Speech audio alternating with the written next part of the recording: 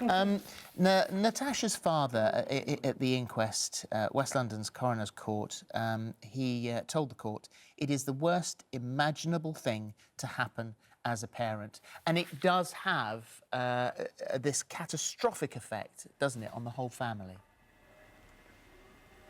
Oh, without doubt, yes. It's the ripples extend huge after a tragedy like this, and I have to first of all say heartfelt love and condolences to Natasha's parents and her brother, because they are going through absolute hell at the moment. It should have been avoidable. It shouldn't have happened. Well, that's right. I mean, you said this is simply not good enough. It's a story that we've heard before, and you just don't want to hear it again. So you're calling for there to be a reform in the labelling regulations?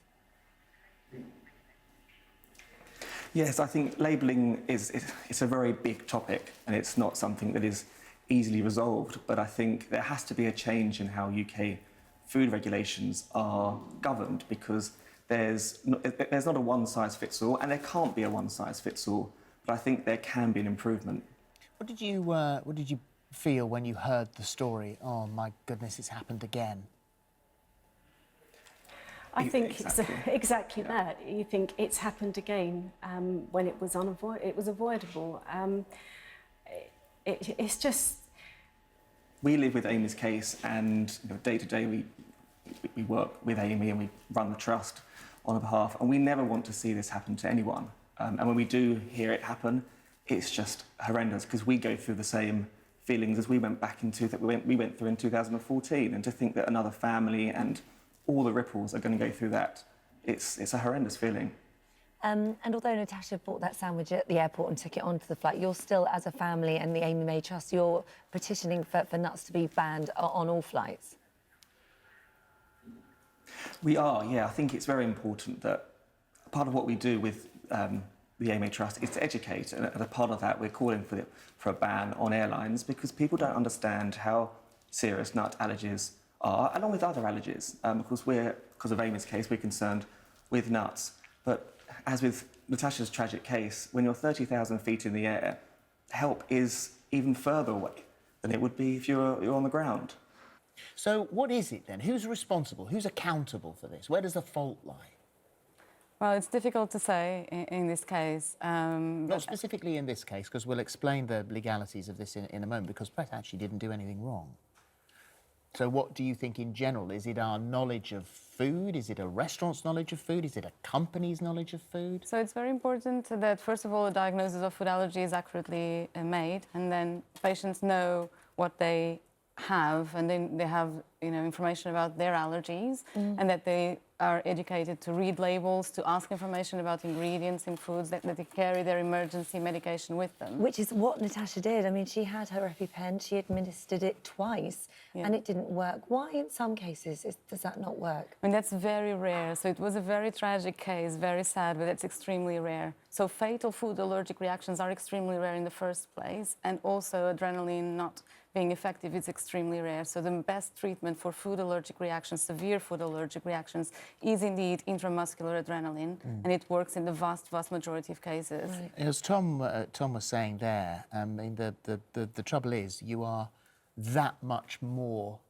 alone when you are 30,000 feet, and so it happening on a plane is like the perfect storm, isn't it? Yeah, so it was another unfortunate aspect of this case, because it's obviously more limited what treatments can be offered on a plane. And so what about testing in the first place? Because you're developing at the moment a new test for nut allergy sufferers. And so to begin with, the test that's available at the moment is a sort of blood test, isn't it? It's like a pinprick. Yeah, so we have skin prick tests, which are on the skin and give a will and flare reaction, and then IgE testing in the blood. So essentially we are measuring the allergy antibodies in the blood to specific allergens. And we take that together with a history after talking to the patient to determine the diagnosis of food allergy or excluding the diagnosis of food allergy.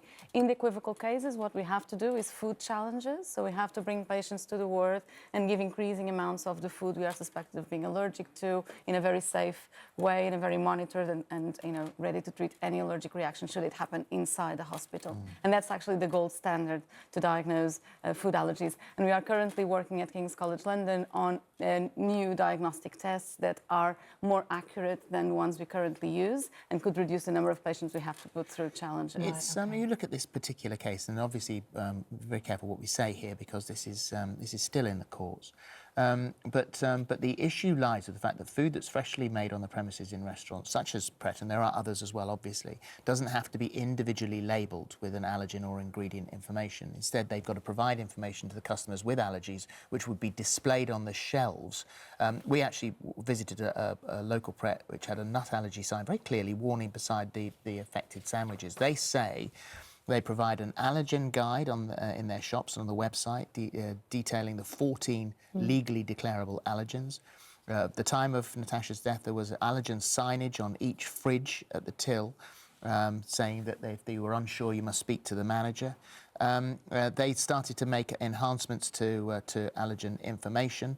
And so this is one of those situations, if you have, and this is you walk around with a potentially fatal situation if you are not careful yourself.